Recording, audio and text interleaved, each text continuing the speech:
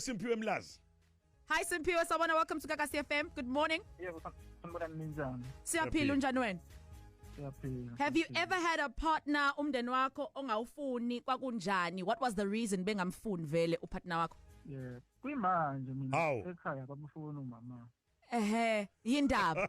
Bathi yindaba. Sibangayo. Into sibangayo ukuthi manje mina angikwazi kahle ukuphatha kahle imali zami. So izonke imali zami amakhadi ami ahlala kuyena. Ahlala kumama. Yena ongenzela yonke into, yabo. Manje ekhaya bathi umama ungidlisile. Angiyithandi. Ngicela umama.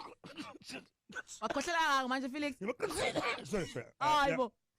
Uma nendaba Ngihamba ngayomtshela umama ukuthi bathi ungidlisile. Wabathi ade kunomcimbi ngale emakhaya. Bazama ukuthi mhlambe senze iplan selami ngiphalaziseke kwabona ayilungi lo plan. Basebenze iplan ukuthi sizohamba siyodla inyama. Yeah. Bese befaka inyama yengwenya enyameni nasidliwe yabo ihlanganiswa yonke. Ngamtshela umama nalonto leyo. Manje usumtshelelani?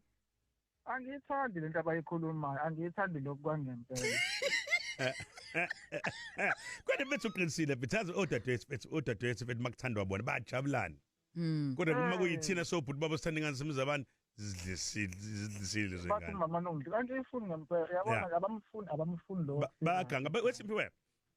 Yeah. Esimpe ngithi na okay bethu bakusukela bethu badlala ngawo mama but wena yazi njani para mina bethu man to man. Mufuna advice yes.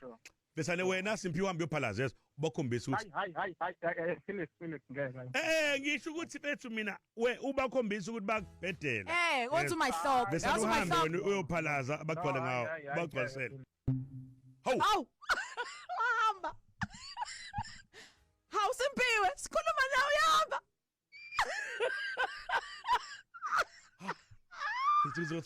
Akayifuni lento Simphiwe. Faka ipuni ezimbili zalomuthi intombi Simphiwe ifake isipuni sokuphaka. Hayi ma.